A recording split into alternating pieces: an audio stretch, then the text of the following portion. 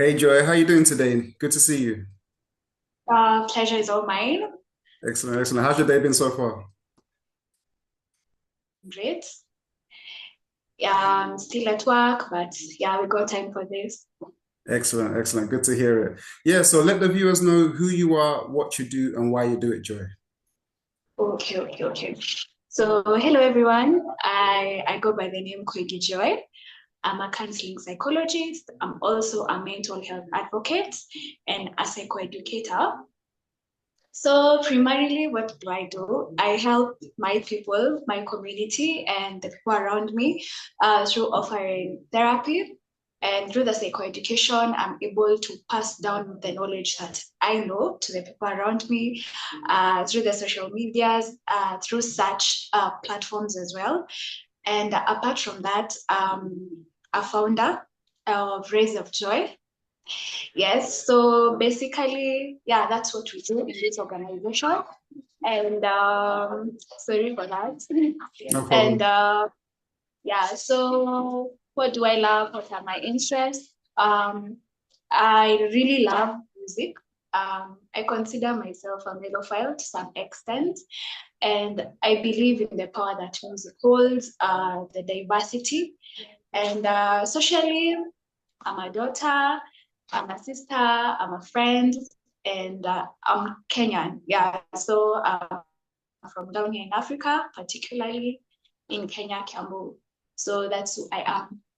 Excellent, excellent. Well, rays of joy. That sounds wonderful. Like bringing that those rays of joy to people's lives, which is very important. So, when you think back, though, like before you got into psychology, like what was your mindset when you decided that's what you wanted to do going forward? What was the kind of trigger for you that made you feel like that's the direction you wanted to go in? Oh, okay.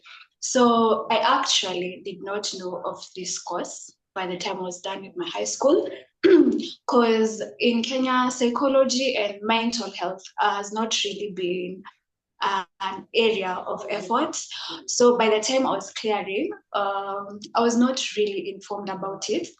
But I had this uncle who I can say had studied my personality, and he found this course best fit for me. And when I joined campus, I can say, yeah, he was right. I really came to enjoy the course, and it feels more of a purpose, less of a course for me. And considering I didn't know of it, maybe the question can be what made me stay in it.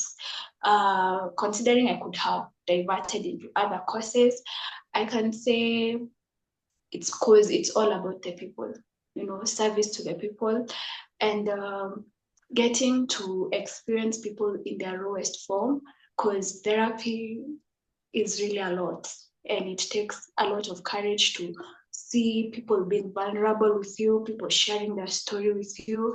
Yeah, so I can say basically that's what made me stay into this course because I loved the difference and the change it was bringing to the people. Considering I'm from Africa and this is not a thing here, it felt right and it was a privilege to be on this side of the desk.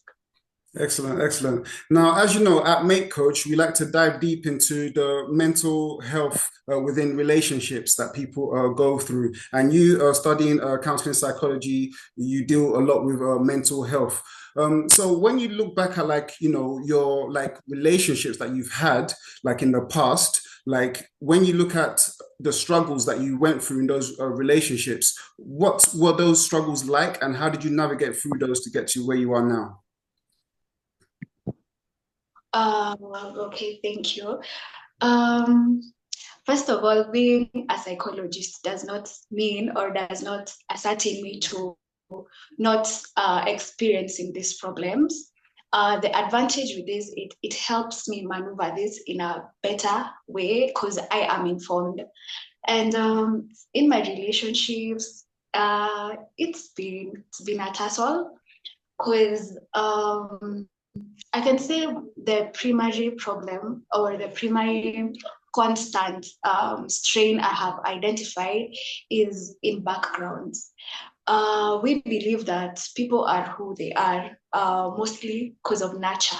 like the environment you grew up in, how you were brought up, and we experience people from very different backgrounds, emotionally, physically, mentally, financially, and people carry these wounds into the relationships they get into.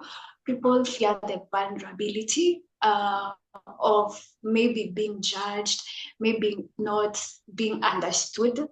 And I can say it is a struggle, considering men, they really don't like this topic of mental health. They fear the vulnerability that comes with it. So you will see that they carry these wounds into the relationships, and they're not willing to really drop this mask. Some may even say, because you're a psychologist, you're using that to manipulate me, you're using that to really study me behind the cameras. And I can say it's not been easy, but with the time, we can say with time, it became a little bit lighter. And yeah, we are where we are right now. Right. It's interesting that you say that men try to run away from the mental health aspect within relationships. What have you seen in terms of the mental health aspect in relationships that they struggle with the most, in your opinion? Communication. I can say Communication. Yes, yes. Um, they tend to feel that they cannot place their feelings with words, so they tend to replace that with maybe actions, which leads to, I can say, a possibility of impulsivity, in that maybe they feel they're not heard. So instead of airing that, the fact that they are not being heard, you'll find that they really cut on their communication because they feel I am overgiving or I am not being understood.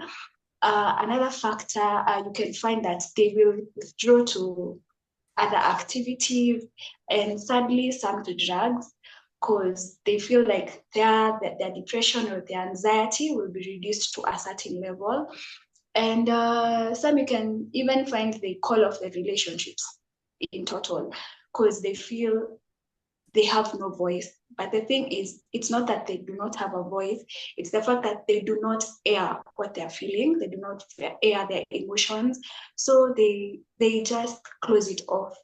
And you know, in our society, we have made the boy child believe that the talking is for the women, the emotions it's for the women. As for you, the way you feel, you just soldier on. So I feel communication, yeah. Excellent, excellent. Now, as you mentioned, as a psychologist, it doesn't mean that you don't also go through these kind of issues as well. So, on the women's side, what would you say were the main struggles, like in the mental health aspect that they go through in relationships? Um, okay, in women, I feel it's more of wounds. I have seen wounds, the we call them the childhood wounds. I see them really coming out in female relationships, whereby we maybe have the daddy issues that were really unresolved. So they find themselves that they are. There's this famous quote that goes, "You're dating the same person, but in different phases." So you find that a woman is continuously in toxic relationships, not that the men are the problem. Usually in psychology, we say it's you. So you'll find that you have a problem which you either do not know of or you keep ignoring. So you keep on attracting men of the same caliber. So for me, I would say wounds. Wounds have really been a common factor in when it comes to relationships in women. Because you'll find if a woman is complaining of a drunk husband, the possibility that their father portrays that characteristic is very high. You'll find that sometimes the woman was taught that love is perseverance. In love, no matter how it goes, you have to stay in there. You'll find that the probability of their mom going through the same cycle is very high. And I believe this is because of the emotional closeness that we women have with our own families. So we find ourselves subconsciously projecting this into our relationships. So for women, I'll stand with the wounds. Excellent, excellent. Now, one thing that tends to affect people mentally in their relationships is the case of gender roles, right? So when we talk about gender roles, traditionally one person leads in the relationship and the other person chooses to follow in that relationship. But some people feel like, why should there be gender roles? Like we should all be free, we should all be able to harmonize and work together. And other people feel like, well, there's actually a reason for gender roles. It's very natural and it's the way things are supposed to be. So, with that context, what is your viewpoint on gender roles within relationships? Okay. Personally, I'd say you'll have to really know the person you're with. Is this a person rooted in a spiritual aspect? Is this a person rooted in the cultural aspect? Or is this a person who is open to the changes that are coming with the world? Because if you are dating a cultural man, it will be very hard for you to make them understand that you must have a voice in the relationship. Because you'll find mostly back in Africa, our cultural men are taught or they highly believe that they are the leader of the relationship, of the family. So they will feel entitled to taking lead in the decisions, taking lead in the actions that are going on in the relationship. And we can't really entirely blame them because, as we talked back, how a person has been raised.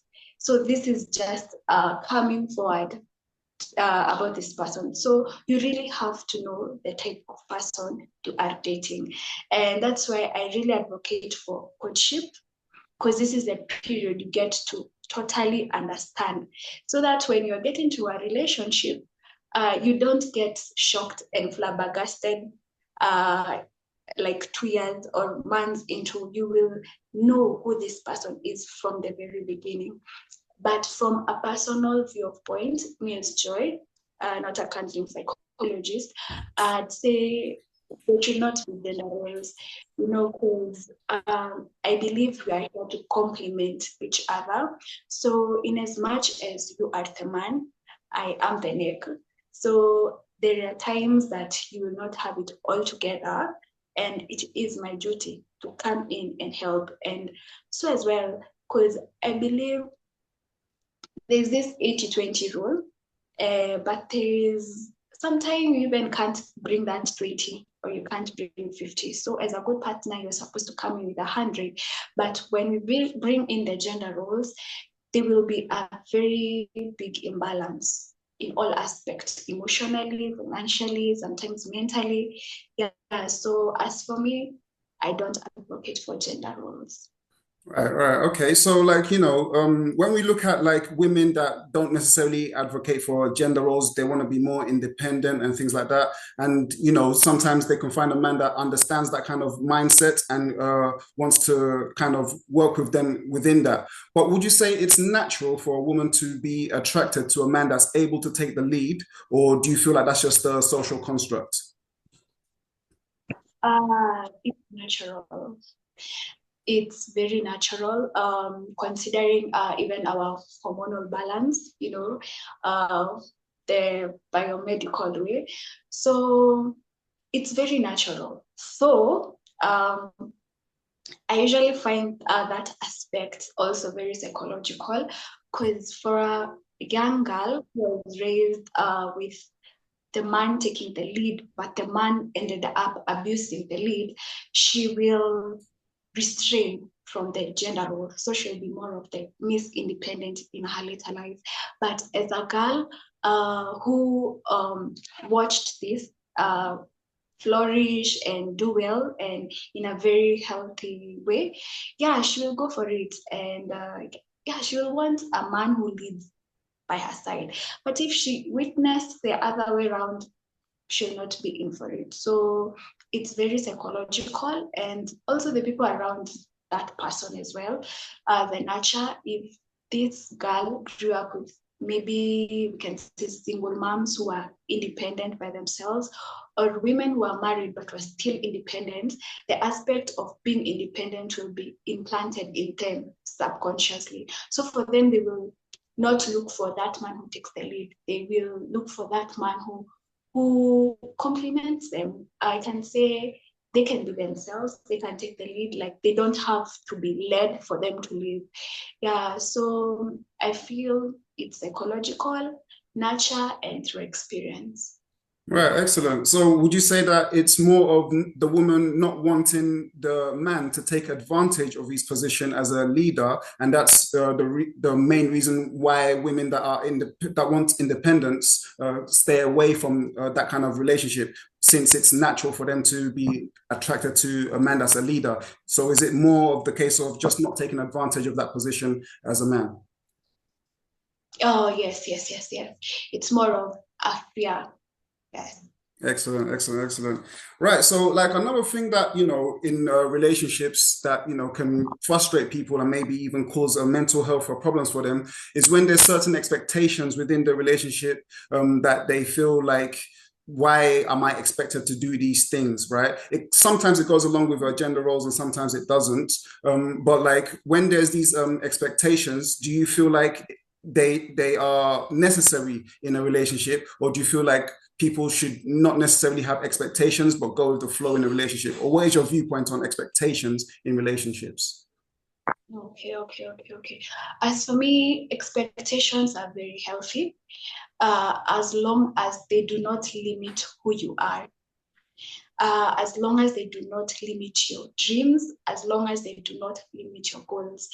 For instance, back here in Kenya, we still on the cultural men thing. So maybe you are a working lady, and let's say your shift ends at 6 p.m., but you are with a man who expects you to be in the house by 6:45, and maybe you can't make it at that time. You see, yes, this expectation is very nice, it's very healthy, but it is limiting you when it comes to your career and your growth.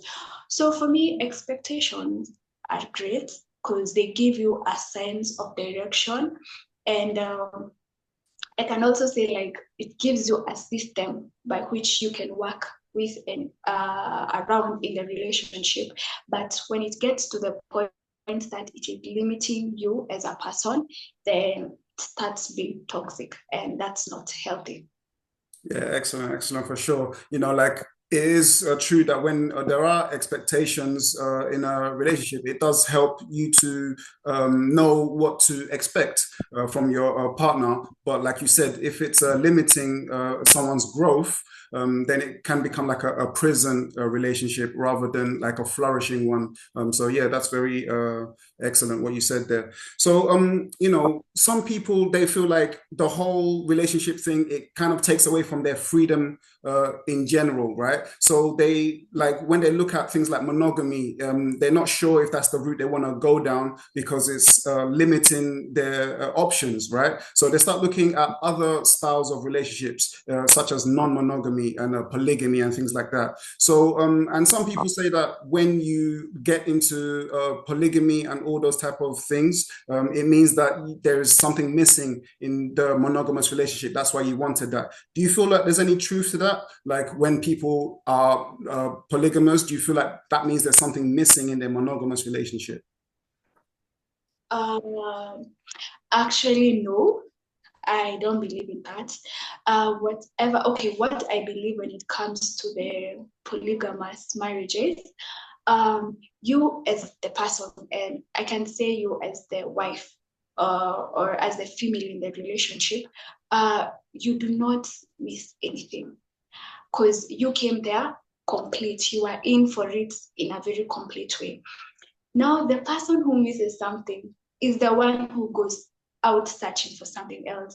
And I find this a big problem where in marriages, because you will find a woman blaming herself. Maybe I didn't have this, maybe I did not do this, maybe I was not enough. And I usually ask them, who went out? Is it you or is it the other partner? The person who went out is the person who felt something was missing in them. So they went and found it out there. So for me, monogamous marriages, I really advocate for monogamous marriages, but I feel if you do not have what it takes to be in one, then just don't get into one. If you're a polygamous person, just from the very beginning, yes, you are my first wife, but I am aspiring to having maybe three or maybe four. Like our Islam brothers, it is actually accepted. They accept up to four.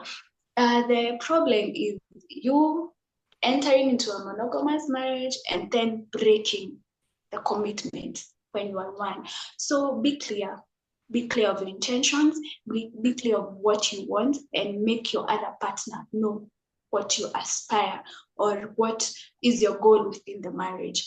Yeah, but for me, I don't feel like anything misses in the monogamous marriage for the person to go out. That is a personal choice that the other partner makes. And I do not feel like you should carry the obligations or the consequences that come with another person making the choice. It was not choice, it was their choice to go out. So I feel that the consequences and everything that comes with that should remain with them. Yes, not you. Excellent. So you do not, yeah.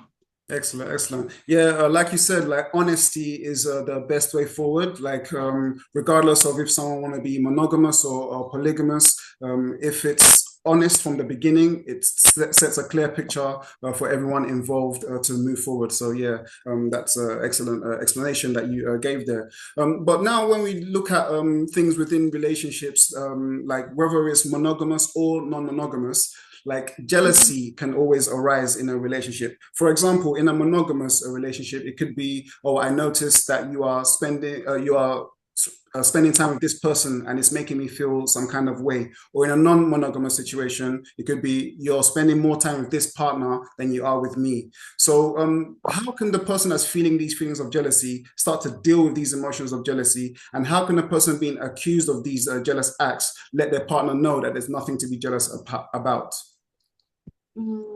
Okay. So I feel on jealousy, it is actually led by communication. Because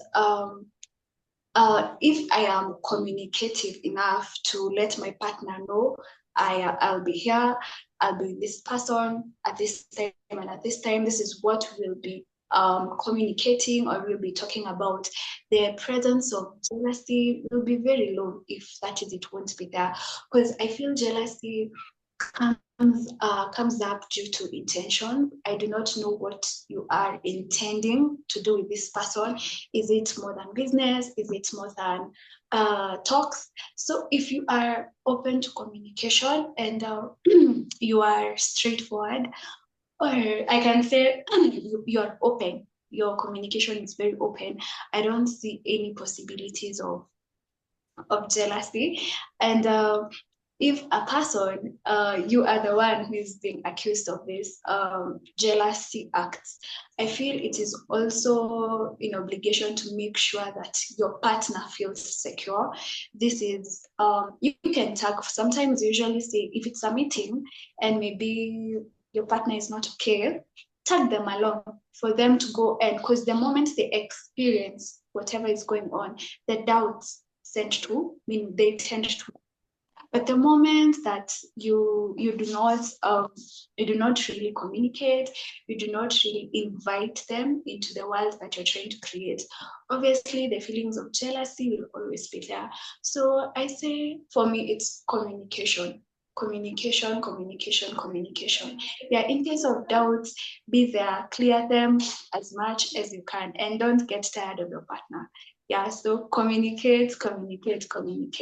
Excellent. Yeah, communication is definitely key. And you mentioned like it's important for the partner to help their partner feel secure if their partner is feeling jealous. But do you feel like it's also a way for someone to control their partner by always bringing up that they're jealous about this, jealous about that, because they know their partner is going to want to make them feel secure. And by them doing that, it now controls their partner's movement and what they do just because they're trying to make their partner feel secure. Do you feel like that's a possibility? Okay, to some, mostly the manipulators and the narcissists, they use that a lot of times, maybe to cage you. we can say like to emotionally cage you. They'll say, I do not like you socializing with this person, not because they actually do not like, but they know the benefits that might come with you communicating with that person. And also the people who really tend to hide a lot of things, they will not maybe like you being in specific places, because it heightens the possibility of you finding out whatever they have going on under the covers. So I can say for some, they use it as a weapon of themselves. We call them the people of the suspects. They act as victims through jealousy. So I can say, as I said, if this jealousy, it's now becoming a dysfunction. It causes a dysfunction in the relationship. Now that becomes an issue. So that's where we come in. You can go in for therapy, you can go in for the spiritual counselors, yeah, and they'll help you navigate. But if this person is constantly jealous and they do not want to approach it in a very mature way, they do not want to approach it in a way that they need help, not as a weapon of control and manipulation, then yeah, that's when you know if the jealousy is actually healthy or it's a toxic trait in a relationship. Excellent, excellent. Now, sometimes jealousy is just a feeling that people are having, and sometimes there's actually some truth to it. Something has actually happened, such as infidelity in a relationship. And when infidelity happens, and when the trust is broken, it can really affect people's mental health when they feel like they really trusted this person and like that was just shattered because of the infidelity. Now, some people, when they experience infidelity, they feel like, okay, the relationship is over, we can't move forward anymore, it's over. And some people feel like, okay, we can actually communicate about what happened and we can figure out how to move forward with our relationship. So with that being said, what is your viewpoint on forgiveness after infidelity in a relationship? Do you feel like that's a viable option? And do you feel like the relationship can get back to where it was before? Or do you feel like there will always be a problem because of the infidelity? Uh, Infidelity is a very complex topic, I can say, because I feel we do not really understand the word forgiveness when it comes to infidelity. Because you will find that you said, yes, I've forgiven my partner, but 10 years down the line, you still remind them of, you remember this girl, or you remember this man, you remember this instance. So for me, I'd say infidelity, if you want to fix it, you can fix it. But you have to be really intentional and really honest with yourself. Because if you look at the spiritual aspect of it, for my Christian fellows, I am a Christian. There is a reason why God said separation can be considered if infidelity is involved. Because infidelity really breaks a lot in a person to begin with, you as a person, before it even takes the marriage in total. So it takes a lot of nerves, it takes a lot of therapy sessions, and it takes a lot of inner work and work as a marriage to actually make it work again. So if both of you are in for the work that comes with that, because it is really a lot. Because we say trust is a commodity that once broken, it's really tricky to rebuild it, but it's not impossible. So for me, I'd say it depends on the people and also on how this infidelity happens. So we usually say if it's once is by chance, twice is by coincidence, thrice now is a pattern. So if this is a partner who cheats again, it really won't work because you already are aware that if I go back, this person will also do this again and again. So I'd say it depends on the couple and it depends on the individuals involved in this. So if they're ready to put in the work, yes, you can do it. But if you feel as a person like this is too much for you, I'd say you come first. Listen to yourself, gauge if you can handle it, because we have seen people go back into relationships and it becomes a mess for them as persons. And have seen people go back into these relationships and it worked. So it's a very personal issue. If you want to make it work, put in the work that calls for it to work. Sorry for that.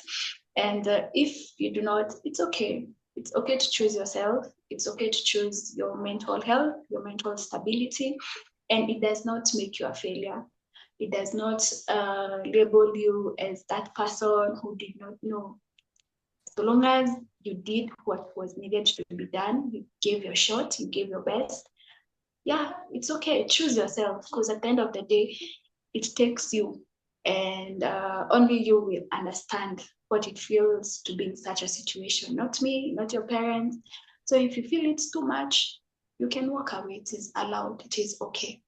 Excellent, excellent. Now, lastly, when we look at brand new relationships now, when someone meets someone brand new, there's a lot of butterflies, a lot of chemistry. They really want to immerse themselves into this new relationship. And, sometimes upon immersing themselves into this new person, there's some people, they start to lose their sense of self in the process. So how can people immerse themselves in a brand new relationship without losing their sense of self in the process? Okay. You have to be grounded as a person. You have to know who you are. You have to know your values. You have to know what you stand for as a person, because that stage, it's very common. We call it the honeymoon phase, whereby you feel this is the one, this is the mother or the father of my children. Yeah, it exists and it is there and it is very healthy. But this is one stage, if you're really not careful with yourself, you will lose yourself, as you have said. So we usually advocate for stick to your ways. In as much as you're trying to get into their world, do not lose your world. So if there were things that you were doing before, if you had interest, if you are like myself, you love listening to music, you love dancing, you do art, and then you meet a man who is more into the field activities, do not stop doing the field activities just because your man is doing the field activities.